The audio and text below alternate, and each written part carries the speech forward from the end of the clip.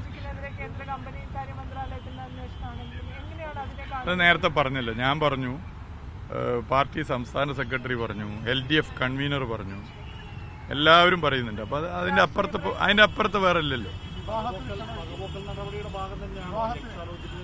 അല്ല, അത് പറഞ്ഞല്ലോ പാർട്ടി.